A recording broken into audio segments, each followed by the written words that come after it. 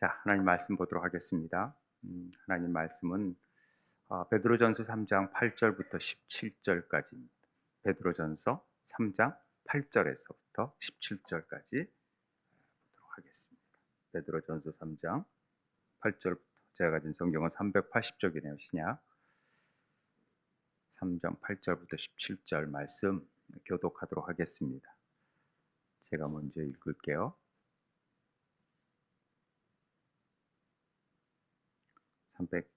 380쪽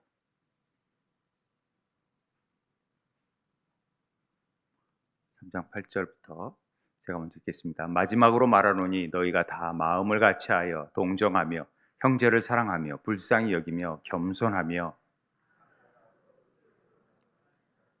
도리어 복을 빌라. 이를 위하여 너희가 부르심을 받았으니 이는 복을 이어받게 하려 하심이라. 그러므로 생명을 사랑하고 좋은 날 보기를 원하는 자는 혀를 금하여 악한 말을 그치며 그 입술로 거짓을 말하지 말고 악에서 떠나 선을 행하고 화평을 구하며 그것을 따르라. 주의 눈은 의인을 향하시고 그의 귀는 의인의 간구에 기울이시되 주의 얼굴은 악행하는 자들을 대하시느니라 하였느니라.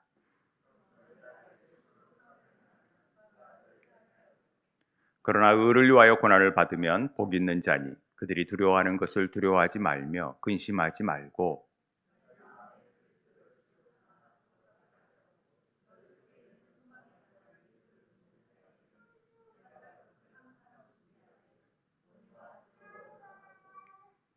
선한 양심을 가지라. 이는 그리스도 안에 있는 너희의 선행을 욕하는 자들로 그 비방하는 일에 부끄러움을 당하게 하려 함이라.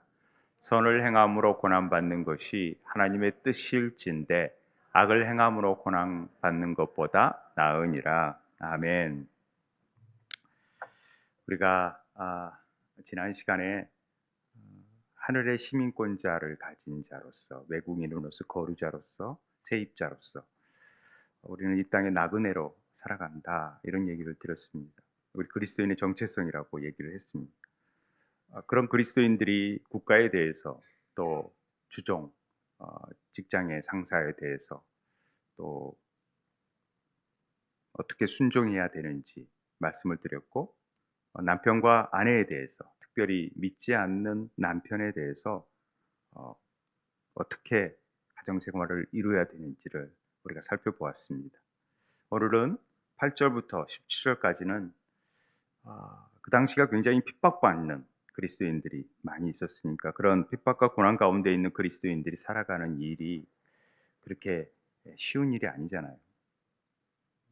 핍박을 받고 있으면서도 믿음을 지킨다라는 것이 참 어려운 일인데, 그런 가운데서도 그리스도인들이 어떻게 하면 승리하고 어떻게 하면은 이 고난 가운데에서도 잘 견디고 믿음 생활을 유지할까, 이런 부분을 우리에게 지금 계속해서 가르쳐주고 있습니다. 힘들고 어려운 시기가 되면은 누구나가 다 힘들고 자기중심적이 되고 자기 위주의 삶을 살게 됩니다. 그래서 남을 배려하는 일들이 더 어려워지는 것이고, 남 배려보다도 내가 먼저 힘드니까 나부터 돌아보는 일이 많습니다. 그리고 그리스도인이라도 조그만 남이 잘못해도 내 마음에 여유가 없기 때문에 미워하고, 또 그러면서 또 내가 왜 미워하지 좌절하고, 스스로 죄 가운데에서 이렇게 헤어나지 못하는 경우들이 있다라는 것이죠. 그러나 고난 속에서도 그리스도인들은 어떤 삶을 살아야 되느냐, 오늘 베드로를 통하여서 분명하게 말해주고 있습니다. 이런 고난 가운데에서 우리들이 더 어떤 삶을 살아야 되느냐? 특별히 베드로는 형제 사랑에 대해서 굉장히 강조하고 있습니다. 우리가 8절을 한번 보시죠.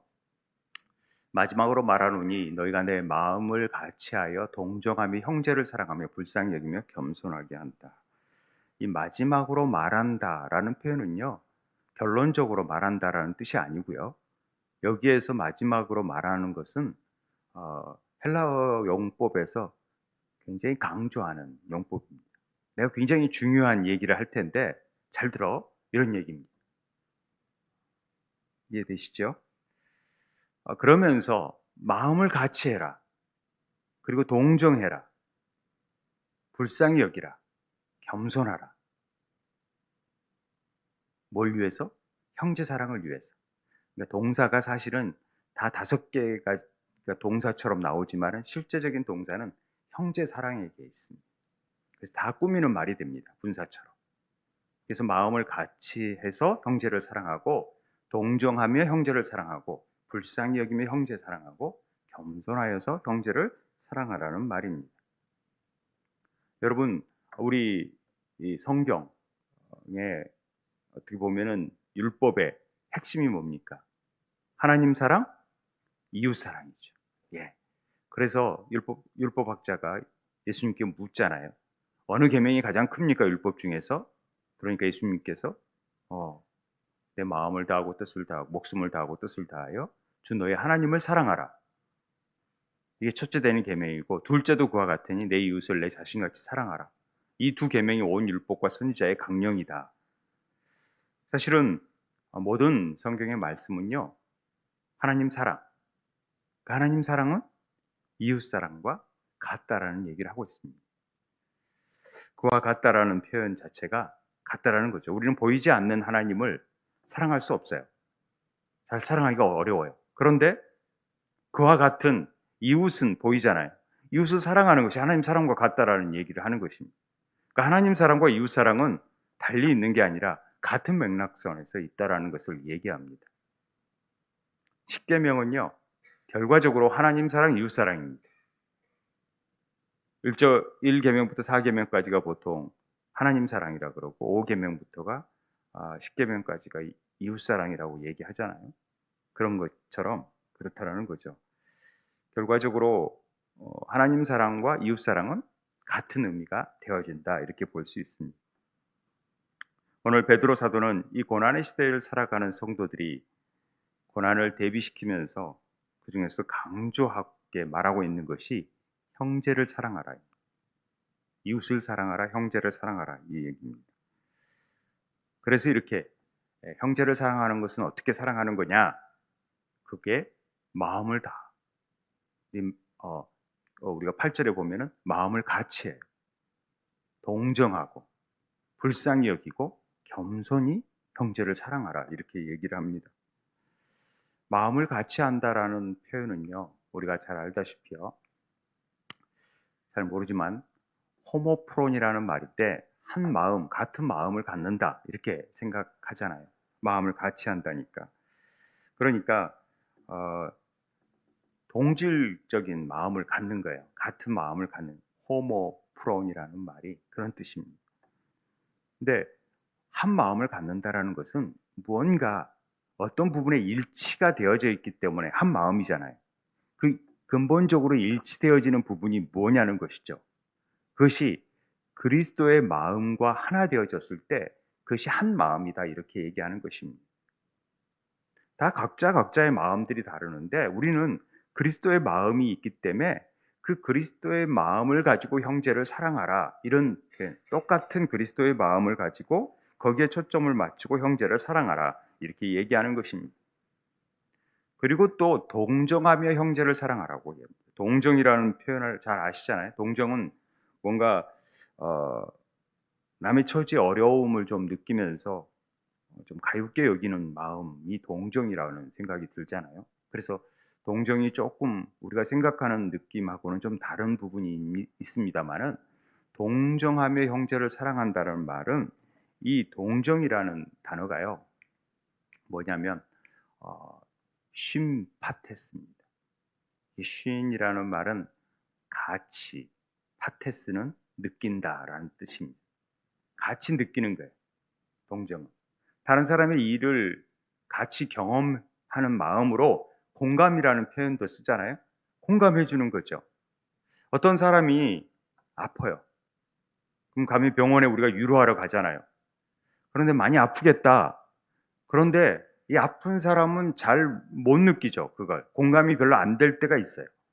그런데 내가 그 수술을 해봤어. 나도 똑같이 그 수술을 겪어보고 그 수술을 내가 해봤는데 얼마나 아픈지 내가 알아. 이렇게 말했을 때는 훨씬 공감이 되잖아요. 이 마음, 이게 동정이라는 거죠. 동정은 그 같은 상태에 똑같은 위치에 가서 느끼는 것이 동정입니다. 그런 마음으로 형제를 사랑하라는 것입니다. 그래서 뭐 그런 마음을 느끼려고 또 고장산에 내려오면서 뭐가 부러진다든지 그렇게 해서는 안 되고요. 그러라고 하는 얘기가 아니고 뭐 팔이 끊어지는 마음을 해서 홍기표 집사님 마음을 알려고 하는 그런 마음 아니고요. 이빨을 뽑아 가지고 또 권지영 전사님의 그 사랑이 뽑는 마음을, 그 아픔을 같이 이해해 보겠다. 이런 마음, 마치 내가 예전에 겪어본 그 마음을 가지고 그런 마음의 상태가 되어져서 함께 느껴보는 것이죠. 굉장히 중요한 일입니다. 그러니까 목회자의 입장도 한번 느껴보고, 아, 목사님 저런 상황에서는 다 저렇게밖에 할 수가 없겠다.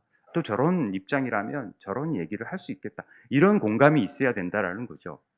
또 여러분들이라면 그럴 수 있겠다라는 생각을 갖는 거죠. 이런 마음들이 참 중요한 것 같아요. 그래야 형제 사랑이 거기서부터 싹 튼다라는 거죠. 그게 없으면, 공감하지 못하면 사랑하기가 참 어렵다는 거죠. 그리스도의 초점을 가지고 그런 같은 위치에서 경험을 같이 해보는 거죠. 그렇게 형제를 사랑하라고 얘기하고 있는 것입니다. 그리고 불쌍히 여기라. 불쌍히 여긴다라는 표현은 어떤 뜻이냐면은 이게 유스플랑크너스, 스플랑크너스가 유스는 좋은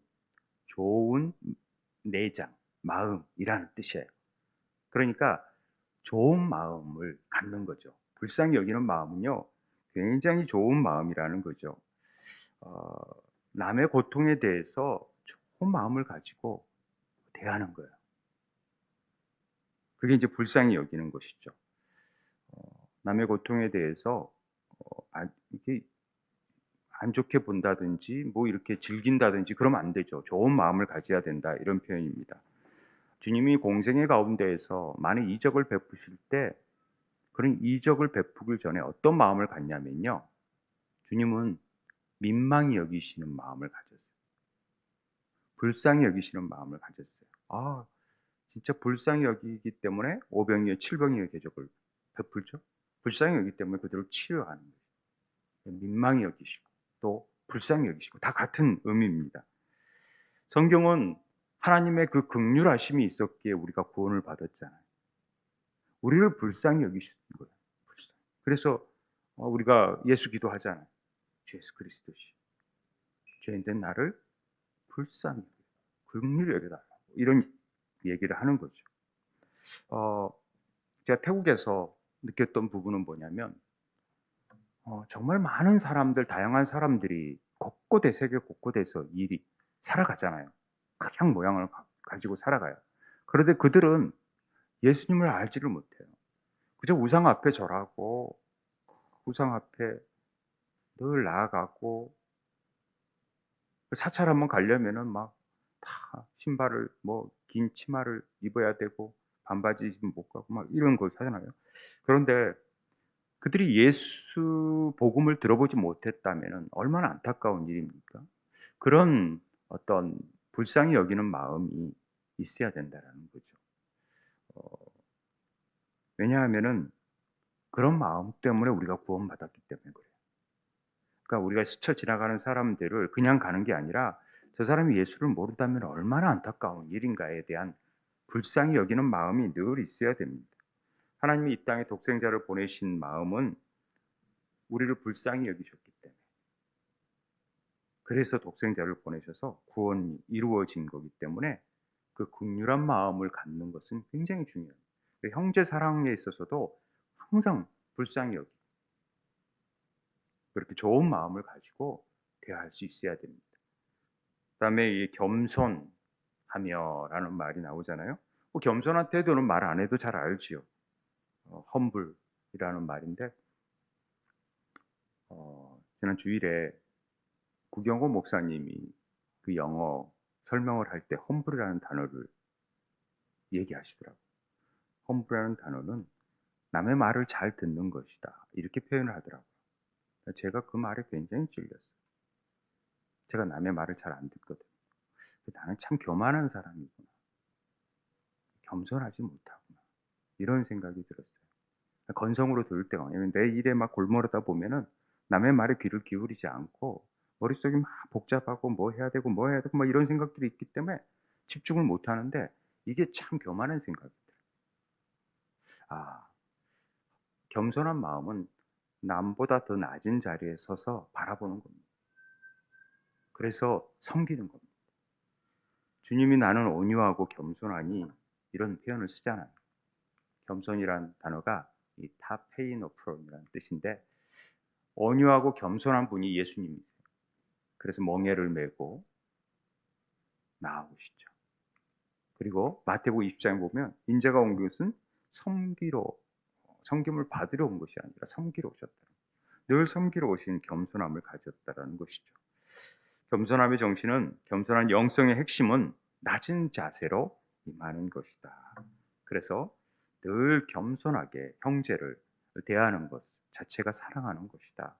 사랑하는 것은 마음을 같이 하고 또 우리가 늘 그 동정하는 마음, 또 그다음에 불쌍히 여기는 마음, 그다음에 겸손한 마음으로 대할 수 있어야 형제를 사랑하는 것이다. 이렇게 얘기하는 것입니다. 어, 정말 예수님께서 우리를 겸손한 모습으로 오신 것은 우리의 종의 형체를 가지신 것 자체가 완전히 낮아지셔서 오신 거잖아요. 예수님의 그 모습을 우리가 본받으려면, 그 마음을 본받으려면 우리도 낮아지지 않을 수 없다라는 거예요. 뭘 잘났다고 우리가 뭘 이렇게 교만할 필요가 있겠습니까?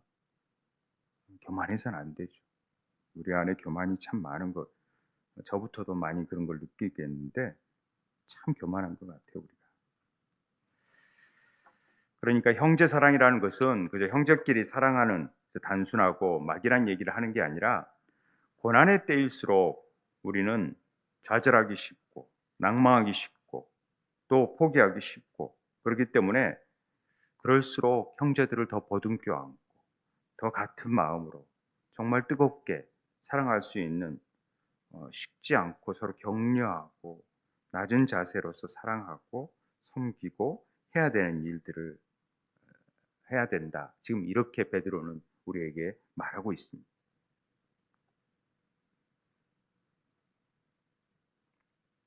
이해만 해서는 안 되고 이걸 실천해야 된다라는 거죠.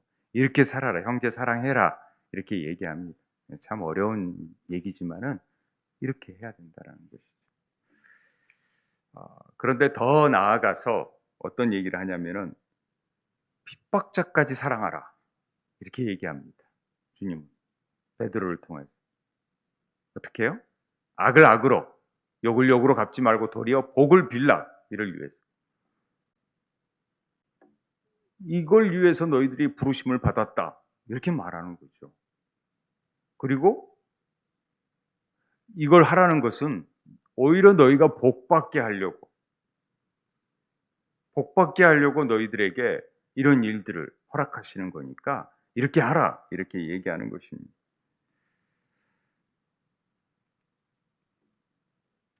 사실 뭐 이렇게 악을 악으로 갚고 싶지, 욕을 욕으로 갚고 싶지, 복을 빌어주고 막 그러기 쉽지 않잖아요. 군에 있을 때 제가 한번 얘기한 적도 있지만은 늦게 군대를 제가 가다 보니까 나이 어린 애들이 선임이 있었어요. 그런데 이제 행정반에서 정말 그 사람들을 괴롭히는 한 사람의 선임이 있었어요.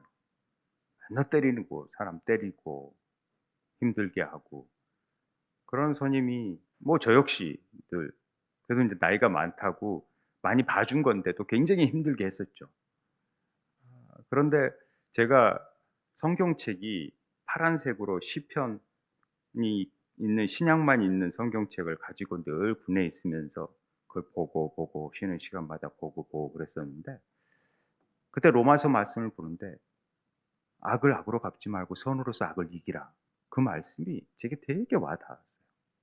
그러니까 막 화가 나고 힘들고 그럴 때, 아, 이 사람을 악으로 대하기보다는 더 잘해줘야겠다. 이런 마음이 들었어요. 그리고 뭐 끝까지 그렇게 했죠. 그런데 이제 제대할 때가 되면은 다 환송받고 이렇게 박수 받고 떠나는데 그 친구는 도망치듯 갔어요. 왜냐하면은 벼르고 있는 애들이 있었어요. 너 제대 못하게 한다고. 그래서 제가 숨겨주고 차도 끓여주고 그러면서 이렇게 가게 만들었는데 제 마음이 편하더라고요. 제 마음이 좋더라고요. 그런 게 아, 그렇게 하는 게 참 중요하겠다라는 생각이 들었습니다. 원수의 문제는 대적하는 자들의 문제는요. 주님은 언제나 로마서 12장 19절에 친히 원수를 갚지 말라고 말씀하십니다. 그리고 하나님이 진노하심에 맡기라.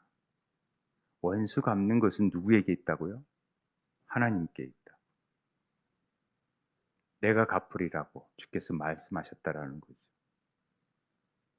그러니까 우리는 우리가 심판자가 되고 싶어 하잖아요.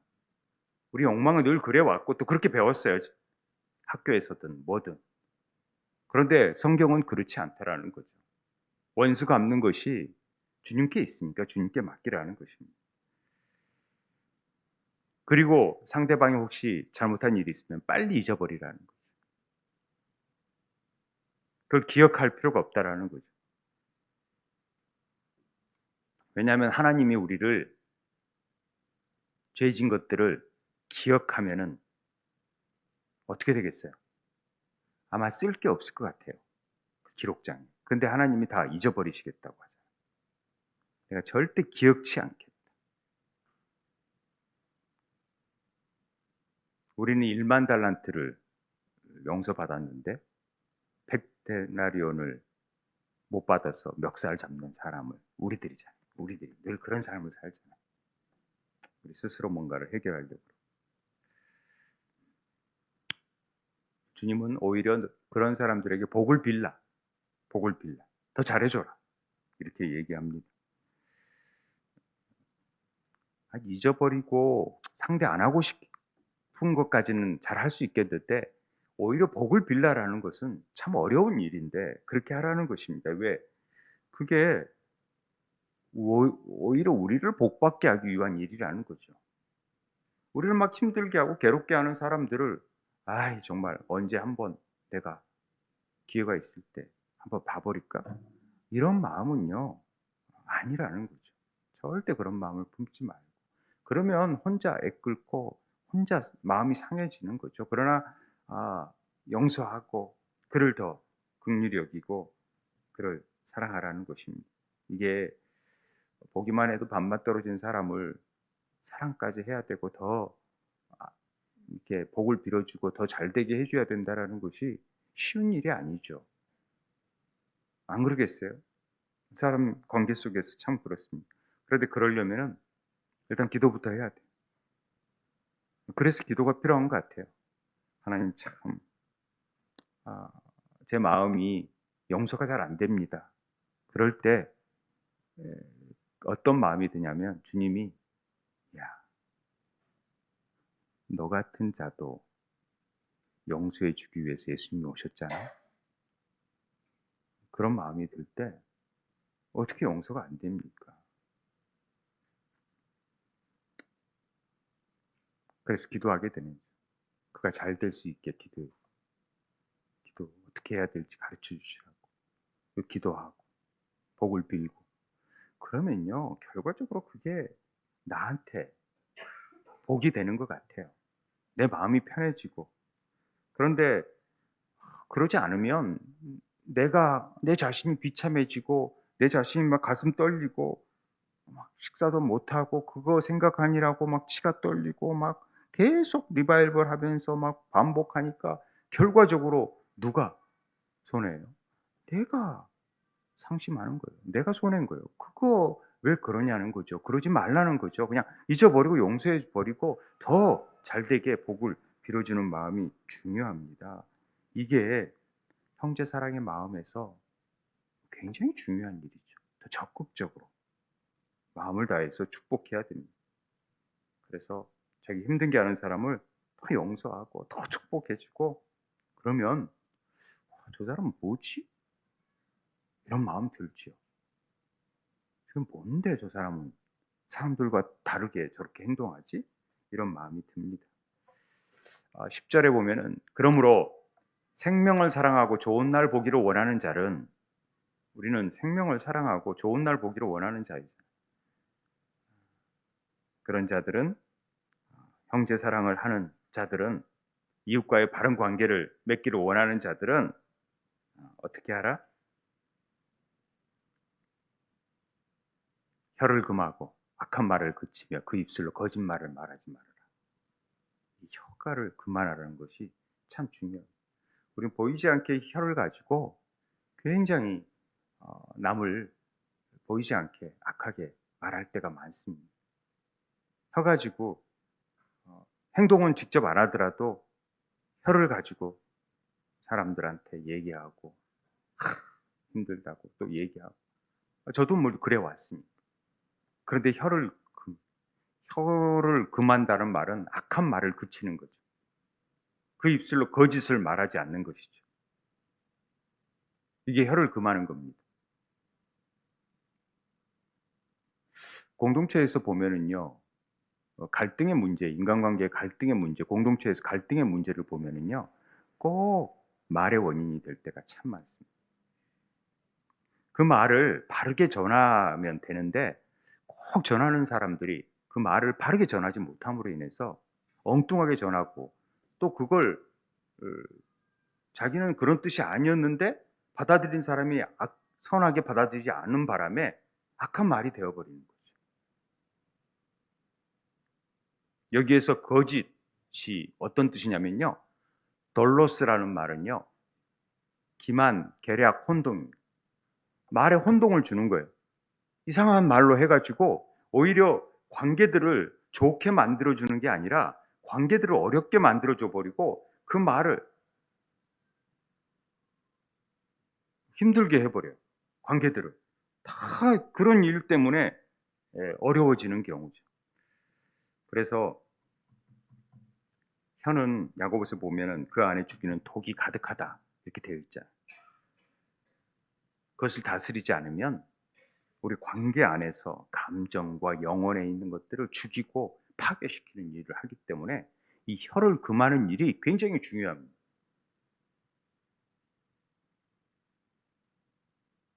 가능하면 낱말 안 하려고 해야 되고 혀의 파수꾼을 세우는 버릇을 해야 됩니다.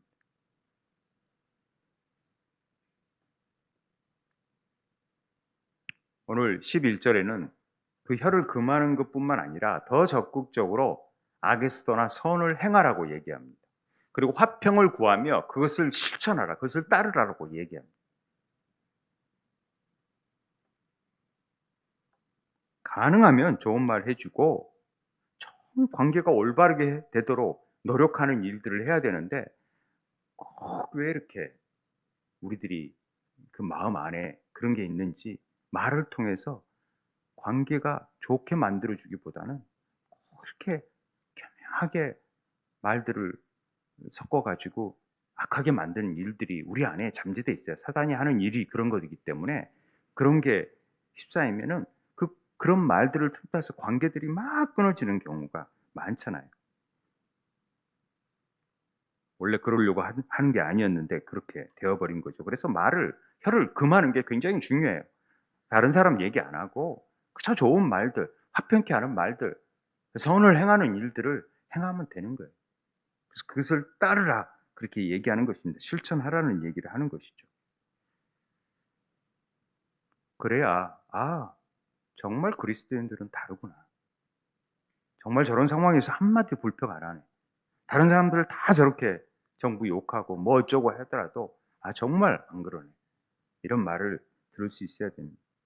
참 이게 어려운 부분이지만은 그렇게 배워야 되는데 우리가 그렇게 배우지 못했잖아요. 그래서 힘들 때 그리스도인들이 더 의지가 되고 힘이 되었고 형제 사랑하는 마음을 돼야 되는데 그리스도인들이 더 상처를 되게 만들고 한다면 얼마나 더 어려운 일이 됩니까? 선을 행해야 되는데 악을 행하고 화평을 구하기보다는 이게 분쟁을 불러일으키고 그러면 안 된다라는 것이죠. 그래서 우리는 형제 사랑에 힘써야 된다라는 얘기를 지금 고난과 어려운 상황일수록 더 그런 일들에 우리가 힘써야 된다. 그런 얘기를 합니다. 그렇게 하는 사람들을 주님은 어떻게 하겠다고요? 오늘 12절에 주의 눈은 의인을 향하고 그의 귀는 의인의 간구에 기울이시되 주의 얼굴은 악행하는 자들을 대하시느니라. 굉장히 우리에게 위로가 되는 말씀입니다. 의인이 누굽니까? 아까 말한 대로 그런 고난 속에서도 형제를 사랑하고 늘 겸손히 섬기고 불쌍히 여기고 동정하고 마음을 같이 하는 사람들이에요. 그리고 악으로 대하지 않고 선으로 대하는 사람들, 이런 사람이 의인이라고 얘기하는 거죠. 그런 의인들은 하나님이 어떤 상황 가운데서도 끝까지 신뢰하고 그의 눈이, 주님의 눈이 그를 향하고 있고 다 들으신다라는 거죠. 의인의 간구에 하나도 빠짐없이 들으신다라는 거죠. 이것처럼 소망이 되는 말이 어디 있습니까? 불꽃 같은 눈으로 우리를 지켜보시고 다 보시는데, 그리고 우리를 보호하시는데, 그런데 악인에 대해서는 반드시 그의 얼굴을 드러내신다라는 것은, 얼굴을 대신다라는 것은 그냥 두지 않겠다라는 거죠. 우리가 들을지 않더라도 하나님이 심판하시고 하나님이 다 행하신다라는 것입니다. 우리가 어제 시편 73편을 읽었잖아요. 아삽의 시를 읽으면서 하나님이 그렇게 공정하신 분이고 정결하신 분인데 의인에게 복을 주신다 그랬는데 악인에게 진노하신다 그랬는데 현실적으로는 하나님이 그렇지 않은 것처럼 보이니까 그걸로 인해서 실족할 뻔했다 이런 얘기 하잖아요. 나는 거의 넘어질 뻔하였고 나의 걸음이 미끄러질 뻔했다. 내가 악인의 형통함을 보고 오만한 자를 질투하였다. 이런 표현을 하잖아요. 그랬던 그가 성소에 들어가서 보니까 정말 영적으로 기도하다 보니까 하나님이 반드시 악인을 파멸시킨다라는 것을 깨닫게 되고 의인이 고난 가운데에서 있지만은 악인이 득세하는 현실 속에서 하나님은 변함없이 늘 의인을 주목하고 계시고 그들을 구원하고 진정한 복을 주시고 계시다라는 것을 깨닫기 시작하는 것입니다. 그게 시편 73편의 아삽의 시죠. 우리가 이걸 신뢰해야 돼요. 그래서 좀 힘들더라도 정말 더 그를 위해서 더 사랑을 베풀어야 되는 것이죠. 하나님이 원하시는 삶 가운데 하나가 바로 하나님의 신실한 사랑, 그 사랑 안에서 정말로 하나님 사랑, 이웃 사랑을 실천하는 것이라는 것을 우리에게 가르쳐 주는 것입니다. 13절부터 15절까지는 그래서 그리스도를 주로 삼는 삶이 무엇인가를 우리에게 가르쳐 주고 있습니다. 사실 이 13절부터 15절까지의 말씀은 이사야서의 내용을 가지고 주로 이 말씀을 인용한 것이죠. 이사야서 8장에 있는 내용이 그런 내용인데요. 그 배경을 보면 유다 왕 아하스가 아수르의 침략을 받게 됩니다. 유다 왕이 아수르가 지금 침략을 받게 되니까 수리아 왕이 유다 왕 아하스에 연락을 해가지고 야 우리 함께 연합해서 아수르를 쳐부수자 이렇게 제안합니다. 그때 유다 왕 아하스가 이 제안을 거절하고 도리어 아수르와 연합해서 수리아를 대적하고자 합니다. 이때 아하스 왕은 아수르와 수리아 모두에게 이 위협을 느끼고 있었다라는 것이었죠. 그러한 때 이사야가 아하스 왕에게 나타나서 얘기하는 거죠. 경고하는 말씀이 이사야 8장 13절이죠. 만군의 여호와 그를 너희가 거룩하다 하고 그를 너희가 두려워하며 무서워할 자로 삼으라. 야, 너희가 지금 아수르나 수리아를 두려워하고 있는데 그를 두려워할 게 아니라 하나님 아버지를 두려워해라. 이 얘기를 하고 있는 거죠. 너 무슨 일 하고 있니? 너 지금 그게 두려운 거니? 정말 두려워할 사람은 하나님 아버지셔. 이 얘기를 하고 있는 것입니다. 지금 베드로가 왜 이 얘기를 인용하고 있냐면요. 우리에게 말할 수 없는 두려움이 찾아와요. 그런 상황들이 직면해 있을 때 우리는 다 두려워하고 두려움 나머지 어떻게 해요? 타협해 버리는 일을 행하잖아요. 그리고 죄를 짓게 되는 거죠. 그러므로 또 엄습해오는 그 두려움 속에서 있게 되는 것입니다. 그렇기 때문에 제일 먼저 기약할 사실은 거룩한 삶을 살아야 되는 것입니다. 그리고 하나님을 두려워해야 되는 것입니다. 하나님을 두려워하는 마음이 없으면 우리가 고난받을 때 위기에 직면하면 쉽게 타협해 버리게 되고 쉽게 죄를 짓게 되는 거죠. 그렇게 되면 우리가 거룩함을 상실해 버리는 게 되는 겁니다. 그래서 14절에 우리가 두려워할 수밖에 없는 상황, 그런 상황이 대하더라도 타협하기보다는 사람을 두려워하지 말고 하나님을 두려워하라는 거죠. 오히려 죄를 짓기보다는 의를 위하여 고난을 받는 것을 차라리 고난을 받아라. 그게 더 복되다. 그런 얘기를 계속해서 하는 것입니다. 너의 마음에 뭘 주인으로 삼으라고요? 그리스도를 주인으로 삼는 것이 거룩이라는 것이죠. 그래서 너희 속에 있는 소망에 관한 이유를 묻는 자들에게 대답할 것을 항상 준비하되 온유와 두려움으로 하나님에 대한 순종하는 마음과 두려워한 마음을 함께 가져라는 것 아니겠습니까? 두려웠을 때 우리는 금방 사람을 신뢰하잖아요. 사람을 더 의지하고 나를 위협하고 나에게 두려움을 가져다 주고 있는 것들에 대해서 그 대상에 대해서 내 사고를 지배하는 그 사람이 굉장히 중요한 존재가 되기 때문에 두려워하는 것이죠. 이걸 이길 수 있는 방법이 뭐냐? 우리 마음에 누가 주인인지를 알면 돼요. 예수님을 그 주인으로 삼으면 두려움이 사라진다. 여러분 상황과 환경 속에서 정말 주인이 예수님이 되길 바랍니다. 그래야 베드로처럼 이런 직면에 오는 상황 속에서도 주를 그리스도 삼아 거룩하게 될 수 있다라고 얘기를 하는 것입니다. 거룩이라는 것은 내 삶 전체를 산 제사로 드리는 삶입니다. 하나님께 드리는 거죠.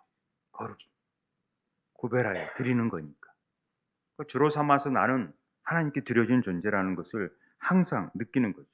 그렇게 되면 소매에 관한 이유에 야, 너는 왜 그렇게 살아? 넌 왜 그렇게 행동해? 남들 그렇게 안 하는데 너는 왜 그렇게 행동해? 그랬을 때 분명하게 나는 하늘에 대한 소망과 주님에 대한 소망을 갖고 있기 때문에 내가 이렇게 행동하는 거야 라고 대답할 것을 늘 준비할 수 있어야 됩니다. 그래야 전도할 수 있어요. 우리가 복음 전할 수 있어요. 이런 담대함을 가지고 있어야 전할 수 있습니다. 너희들도 믿는 신이 평안을 주고 있는데 왜 우리 신 놔두고 너희 신을 믿으라고 그래? 우리 다른 나라 가서 전도하면 그런 질문 받잖아요. 그런데 우리가 믿는 그분이 정말로 우리에게 어떤 참된 소망을 주는지, 그분이 우리의 정말 주인인지를 당당하게 증거할 수 있어야 된다는 것입니다. 그래서 그런 삶을 살 때 우리가 복음의 증인된 삶을 살 수 있는 것이죠. 역사상 복음을 가장 전한 때, 이렇게 복음이 흥황한 때를 보면은요, 순교 시대 때, 박해 시대 때 더 그런 일들이 나타난 것을 볼 수 있습니다. 타협하지 않는 신앙 속에서 더 하나님의 영광이 드러나는 거죠. 그걸 보면서 저렇게 저런 사람들이 어떻게 저렇게 사자밥이 되고 막 다 죽음의 공포 앞에서도 저렇게 우연하지, 저런 사랑을 베풀지, 도대체 왜 그럴까? 이걸 통해서 하나님의 영광이 드러나게 된다는 것입니다. 마지막으로 고난의 시대에서 고난을 이기는 복된 생활은 사람을 사랑하고 그리스도를 주로 삼고 선한 양심으로 살아가야 된다. 그런 얘기를 하는 것입니다. 선한 양심을 가지라. 이는 그리스도 안에 있는 너희의 선행을 욕하는 자들로 그 비방하는 일에 부끄러움을 당하게 하려 합니다. 우리 선한 삶, 선한 양심을 통해서 아는 거죠. 그 사람들이 다 알아요. 자기도 막 비난하고 막 그런 것 같아도요, 다 알아요. 그리스도인들이 선한 양심을 가졌다라.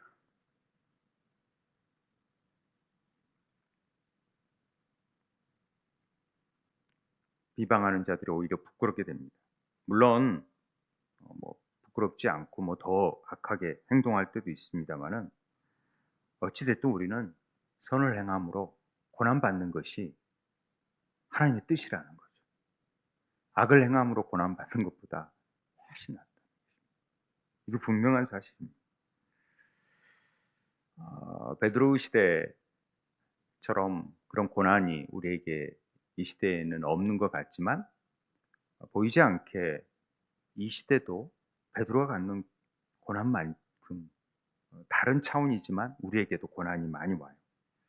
고난 속에서도 우리도 자기중심적으로 살고 또 자기 의를 드러낼 수 있지만 이런 때일수록 더 형제 사랑, 더 나에게 핍박하는 사람을 향해서 침을 뱉는 사람을 향해서 뭐라고 하는 사람을 향해서 우리 기독교가 많이 또 욕을 먹잖아요. 그런 사람을 향해서 더 우리도 욕하는 게 아니라 더 사랑해주고 더 껴안아주고 악을 선으로 대하는 그리스도가 주인이시니까 그분이 심판하시고 그분이 행하시고 그분이 다 악인을 대면하시고 우리의 간구를 다 들어주시고 우리를 북꽃같이 우리의 상황을 다 보고 계시니까